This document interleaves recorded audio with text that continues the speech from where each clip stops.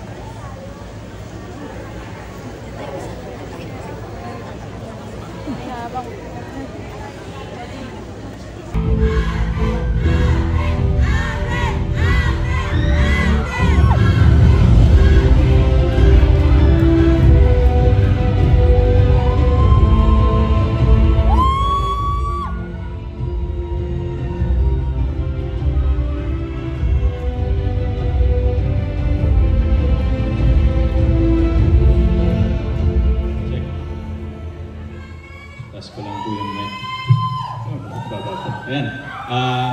Ano po sa lahat, gusto ko po magpasalamat sa Guillermo Mendoza Foundation and of course to the award-giving body para po sa recognition na ito. Hindi ko po ito sasarilinin dahil marami po kaming parte ng pelikulang 5 Breakups in a Romance. So nagpapasalamat po ako first and foremost po to GMA Pictures, to Cornerstone Studios, and Myriad Entertainment. And sa lahat po ng sumuporta, sa lahat po ng block screening, for 5 Breakups, sa mga supporters ko po, maraming salamat para sa inyo po. And siyempre, I would like to also to share this award sa aming pong director at writer na si Direk Irene Villamor, and sa aking pong very supportive at nakaparehang sa pelikula po na si Julia Montes. Para sa ito Direk, and maraming salamat po. I didn't expect na in a span of little more than a decade of my career na magkakaroon po ako ng recognition when it comes to the box office. So this is a blessing, and sana po marami rin po akong ma-inspire pang ibang mga aktor na kagaya ko na gumawa ng mga kalidad na pelikula, at ang maging intention po lagi at ang kanilang motivation is to bring back the glory days of Philippine cinema para po sa lahat ng mga kababayan natin, and syempre para sa industriya na pinagpapautangan po nating lahat ng malaking utang na loob. Muli po, maraming salamat. Magandang gabi po. Thank you.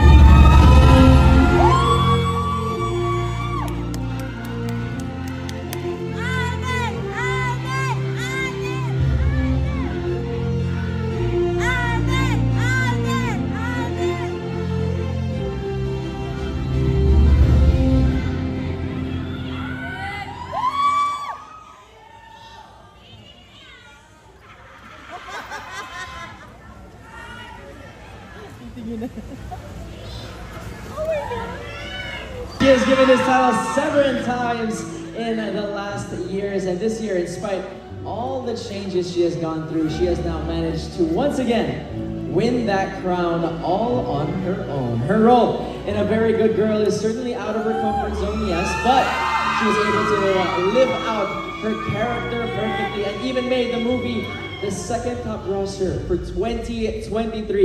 Kaya sabay-sabay tayo. Let's all hail our box office queen, the one and only Catherine Bernardo!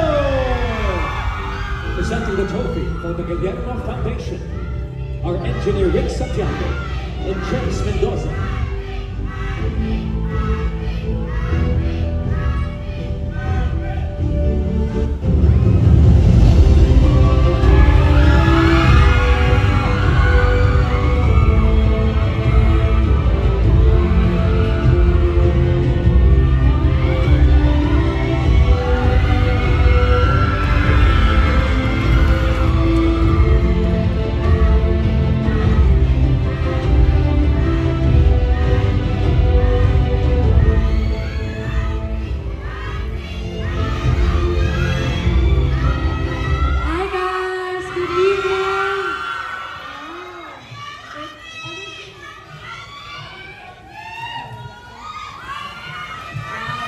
good evening. What an honor to be here tonight. Magandang gabi po sa inyong lahat.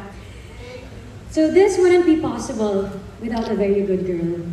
So I'd like to thank my Star Cinema family and my ABS-CBN family for entrusting this project to me despite all the challenges. To my bosses and to everyone, maraming salamat po sa tiwala. And I'd like to share this award to Peter San Vargas, my dearest P, our director. From the moment I changed your name in my contacts after you messaged me, I knew we would get along. I admire your hunger, your passion, and your vision for the Philippine film industry. I know I told you this so many times, paulit-ulit na ako. You are an amazingly talented human being. I will always be rooting for you, and maraming salamat sa pag-guide mo sa akin sa proyektong to. Also, I'd like to share this award to Miss D, Miss Dolly De Leon, of course. My fellow Aries, working with you has been a highlight in my career. Thank you so much for being with me in this journey. Philo wouldn't be the same without Molly, and Kath wouldn't be the same without Miss D. You will always have my respect. I miss you so much. Maraming salamat sa experience, sa learnings, but most of all, thank you for the friendship. Sorry, mamilistahan ako, so isa-isahin ko lang sila. And to everyone, of course, who made this film possible. The cast, our staff, our crew, our DOPs, Noel Tehanki, our talented and hard-working writers headed by Ate Carmi Raimundo, our producers, Leo Marie, thank you so much for the never-ever-ending guidance. I'm sharing this award on behalf of all of you. This is a win for all of us. And to the fans!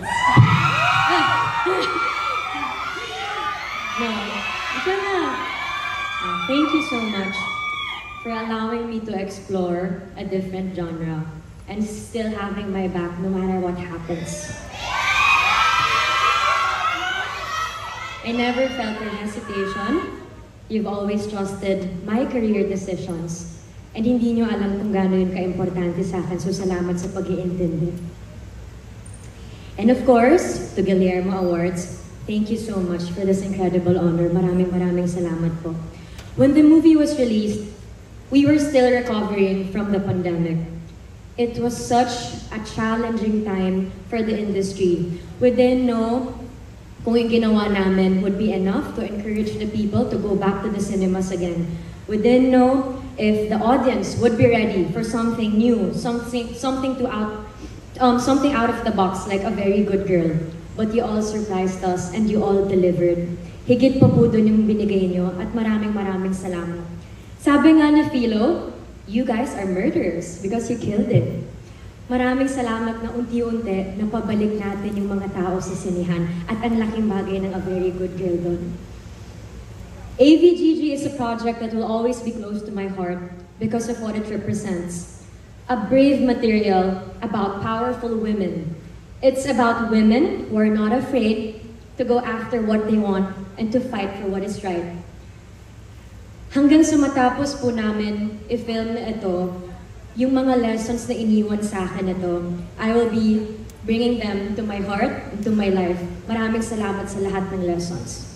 And lastly, I'd like to acknowledge my fellow actors and the people behind the camera who share the same passion and goal. We are celebrating so many wins tonight. And this moment is proof that together, we can keep the Philippine cinema alive. Maraming salamat po.